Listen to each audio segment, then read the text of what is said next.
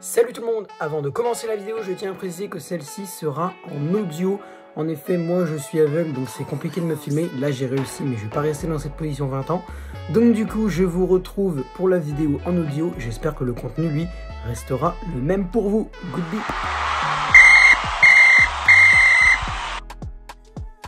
Yo tout le monde, c'est le football à l'aveugle. On se retrouve aujourd'hui pour l'épisode 4 du nouveau format des réactions aux saisons des clubs de Ligue 1. Épisode 4 du coup aujourd'hui, après Angers, Bordeaux et Brest, maintenant c'est le Dijon FCO, le DFCO comme certains l'appelaient. Dijon Football Côte d'Or pour la Côte d'Or, pas Côte d'Or, Côte d'Or pour l'appellation la plus longue. Donc du coup, bon, les supporters dijonnais, si vous voulez ne pas regarder cette vidéo, je la comprendrai, parce que la saison de Dijon a été tout simplement catastrophique, de par la descente et même de par les statistiques, vous verrez. Donc du coup on commence avec le classement dijonnais. Bon, le classement déjà veut tout dire, 20e avec seulement 21 points pour les Dijonnais. Donc c'est la dèche du côté de Dijon au niveau des points.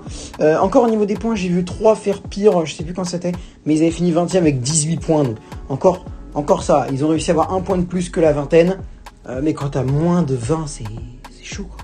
18 points sur 114 possibles. T'imagines 18 points sur 114 possibles, c'est chaud, c'est franchement chaud. Mais 21 c'est pas mieux, enfin c'est un peu mieux mais pas non plus, voilà. C'est pas non plus exceptionnel, hein, surtout quand tu sais que ils ont fini par être relégués 20e. Normalement Dijon est sûr de descendre parce que normalement Nîmes, même s'ils déposent le bilan, bah, ils descendent déjà, donc techniquement, voilà. Et Bordeaux s'ils déposent le Dijon, s'il dépose le bilan, Dijon ne pourra finir que 19e. Donc en soi, 19e avec 21 points et le 20e à 0 points, c'est-à-dire Bordeaux. Ouais, ça normalement, à part un truc de ouf. Et même si Nîmes dépose le bilan, il finit lui aussi. Ah si, parce que si Nîmes dépose le bilan, ça fait 0 points pour eux aussi. Ça veut dire que... Ah ouais, non mais ce serait chaud. Si Nîmes et Bordeaux déposent le bilan en même temps, Dijon est 18e et dispute des barrages, normalement. Parce qu'après, je sais pas, parce que vu que Nantes est déjà barragiste, du coup, ça veut dire quoi que le match Nantes-Toulouse, peu importe le résultat, il compte pour rien et Dijon que Toulouse doit rejouer contre Dijon. Je sais pas. Mais en tout cas, Dijon, bon après, il faudrait un concours de circonstances exceptionnelles. Mais Dijon, on est techniquement, officiellement, ils sont dégagés. Mais en soi, Bordeaux et Nîmes, ils sont pas non plus. Bordeaux et Nîmes, ils sont pas encore officiellement repris. Donc, Bordeaux est sans investisseur. Nîmes, je sais pas encore s'ils vont faire le bilan, s'ils vont déposer le bilan ou quoi. En tout cas, ces deux clubs-là, Bordeaux et Nîmes, sont pas dans des situations exceptionnelles. Dijon n'est pas encore totalement, c'est pas encore mort pour eux. Ah mais par contre c'est mort à 95%, mais faut s'appuyer sur les 5% restants. Bref, donc le classement général 20e avec 21 points pour Dijon. Le meilleur buteur, c'est pas mauvais, hein, franchement. Angelo Fulgini, qui est resté en Ligue 1, a fait la même chose, et vous avez compris ça. 7 réalisations, et c'est Mama Baldé. Mama Baldé qui a fait donc ce total de 7 buts, franchement honorable, hein, pour un relégable. 7 buts, c'est quand même pas mal. Après, quand tu verras le nombre de buts de l'équipe, tu comprendras que c'est très très inquiétant quand même.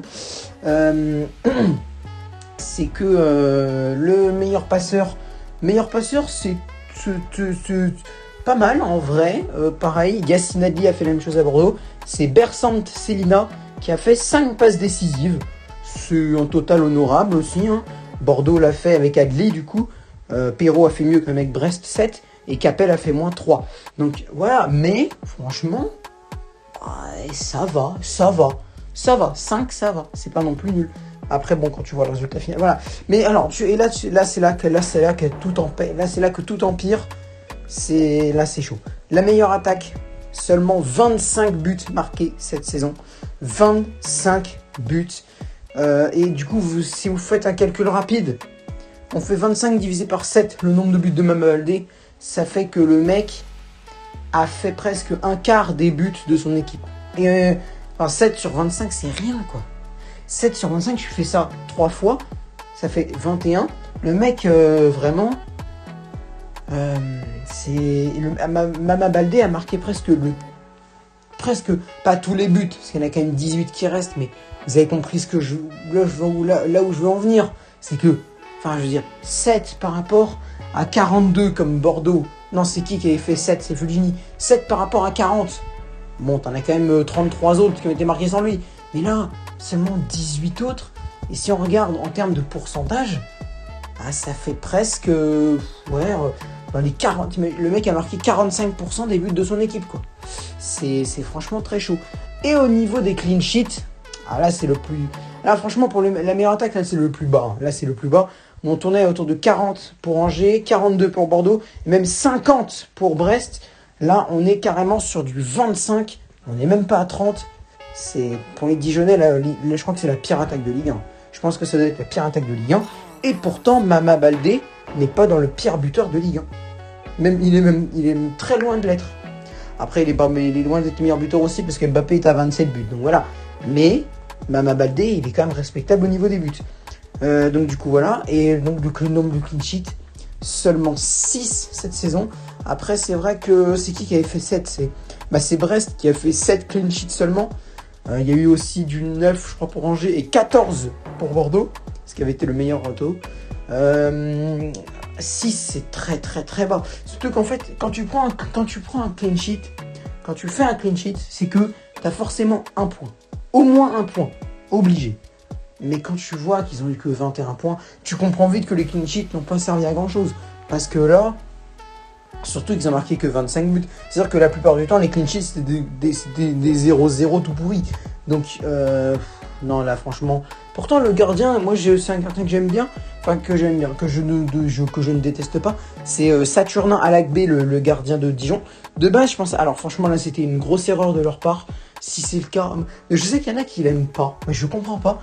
Parce que j'avais entendu qu'il faisait grave des bonnes performances. À Lyon, il était pas mauvais. C'est le deuxième gardien, Anthony Rasiopi. Alors, Anthony Rasiopi, je suis désolé, mais pour moi, c'est un super gardien. Est-ce qu'il aurait été mieux que Saturnin Alakbé? Je sais pas. Je suis pas en bon état pour vous le dire parce que j'ai pas beaucoup vu les matchs de Dijon cette saison. Mais de ce que j'ai vu, Rasiopi, il est franchement intéressant. Et Alakbé, il est pas mauvais, mais il est peut-être un peu juste. Donc franchement, pour moi, c'est une erreur de n'avoir pas mis Rasiopi et d'avoir préféré Alakbé à Rasiopi parce que c'était pas non plus mieux, quoi. Franchement, c'était pas non plus mieux. J'espère que Dijon va prendre un meilleur gardien en Ligue 2, quoique peut-être conserver Saturnin Alakbé en Ligue 2, c'est peut-être pas mauvais. Mais bon, je sais pas parce que en soi, Anthony Rasiopi, j'ai entendu dans les médias sur France Football et tout, que là, il part de Lyon où il avait pas beaucoup de temps de jeu, c'est logique. Il y a quand même Anthony Lopez devant, Cyprien Tatarusanu qui commence un peu à se prendre un peu... Tatarusanu, on n'entend plus parler. Moi, j'entends plus parler de Paul Hersbeck. C'est Paul Hersbeck, le second gardien lyonnais. C'est plutôt Paul Hersbeck. Mais tu as aussi Cyprien Tatarusanu. Après, je sais pas. Tatarusanu, j'ai l'impression qu'il s'est barré. Je n'entends plus parler de lui. Tatarusanu, donc je pense qu'il s'est barré. Mais même là, tu as Paul Hersbeck qui n'est pas mauvais non plus. Hein. Il a été un petit peu instable en Coupe de France, mais après, ça va. Tu vois que Rasiopi, malheureusement, il ne se fera pas trop de place tout de suite. Après, le mec, il n'a que 20 ans. Donc après, peut-être qu'il l'a envoyé en prêt pour se faire du temps de jeu et revenir en forme à Lyon. Mais de ce que j'ai vu là, franchement, Rasiopi a été meilleur qu'Alakbé. Donc je ne comprends pas pourquoi ils l'ont pas... bref, c'est un choix, encore une fois, un peu compliqué, un peu incompréhensible de la part de l'entraîneur dijonnais, dont je n'ai plus le nom d'ailleurs. Linares. Je me souviens plus de son prénom, mais Linares en tout cas. Donc du coup, voilà. Et le parcours en Coupe de France, il a été très rapide, un peu comme celui de Bordeaux, éliminé par Toulouse 2-0. Là, c'est éliminé. Bon, après Dijon, on peut pas leur en vouloir. C'est Lille. Victoire 1-0 de Lille à Dijon. Voilà, on peut pas non plus leur dire « Ouais, mais vous avez perdu en 30e de finale. C'était contre Lille. » On va rien dire parce que là, c'est... Et en plus, même le fait d'avoir perdu que 1-0 face à Lille, alors que quand tu vois la saison dijonnaise, ils auraient dû en prendre 3, 4, 5. Et quand tu vois la saison lilloise, et la saison dijonnaise, ils auraient dû en prendre 3, 4, 5. Ils en prennent que 1. C'est un écart très très minime. C'est un écart très très minime. Quand tu vois la saison des deux équipes, c'est simple, tu vois, c'est le champion contre le dernier en fait. C'est les deux extrêmes. C'est les deux opposés qui se rencontrent et ça donne que du 1-0 pour Lille. C'est respectable. c'est une élimination pour moi très respectable. Donc du coup, voilà, je rappelle un petit peu tout ça. 20e avec 21 points. Mama Baldé, 7 buts. Alors, je sais, Bersant Célina. Bersan, je sais pas si on prononce le T. Peut-être que c'est Bersan, mais je crois que je dis Bersant. Bersant Célina avec 5 passes décisives. Meilleure attaque. L'attaque, 25 buts. Et clean sheet, 6. Et parcours en Coupe de France, il est éliminé dès les 32e par Lille 1-0. Bon, quoi retenir de cette saison? Bah déjà que ça a été l'une des pires de Dijon. Franchement, j'ai jamais connu une équipe de Dijon. Parce que en termes de lanterne rouge, comme j'ai dit, il y a eu des pires. Hein. Franchement, il y a eu des pires. Hein, parce que... Enfin, quoique, c'est vrai que malheureusement, je considérerais Dijon comme l'une des 3 pires lanternes rouges que j'ai vues depuis que je suis le football. Il y a eu le 3 de... Je sais plus quand c'était, quand ils ont eu 18 points. Et il y a eu aussi une autre... Je crois que c'était Orléans. À un moment, une équipe de Ligue 2, les mecs, ils ne foutaient rien. Mais vraiment, éliminés, tranquilles. Vraiment, les mecs, ils n'avaient... j'ai plus le nom. Je crois que c'est Tours ou Châteauroux ou Orléans qui avait fini comme ça. Mais les mecs, ils avaient rien foutu. Des nuls. Rien. Ils avaient rien foutu. Je crois que c'était en 2014, je sais. Bref, je m'en fous. Du coup, voilà. Bon, Dijon, là, ils ont quand même... Je suis désolé, mais Dijon, la plupart de leurs matchs, ils ont complètement raté. Quand tu vois les stats, 25 buts pour 6 clean sheets, c'est que c'est vraiment... Après, tu peux pas baser une saison sur des stats. Mais c'est vraiment une saison de merde pour Dijon. Franchement, une saison vraiment très merdique pour les Dijonnais. Très, très médiocre. Franchement, bon, après, tu vas pas dire que c'est une très bonne saison quand tu t'es fait reléguer en Ligue 2, bien entendu. Mais même au-delà, tu vois, ils se sont pas battus, quoi. Je suis désolé. Alors, c'est sûr, ils m'ont surpris sur certains matchs. Par exemple, je prends le match de la 38e journée, le match le plus récent, Saint-Étienne-Dijon. Ils ont gagné 1-0, c'est très bien. Même Linares a dit qu'il y a eu un sursaut. Je crois qu'il a dit quelque chose par rapport à ça. Il a dit qu'il y avait eu un sursaut, mais bon, c'est tardif. Et il y avait un truc que je voulais revenir, parce que ça fait quand même longtemps que la vidéo est commencée. Donc, au-delà, voilà, je voulais juste revenir sur un truc. Le président, alors peut-être que vraiment les supporters dijonnais vont s'en foutre de ça. Mais je suis désolé, mais moi le président, lui je le déteste.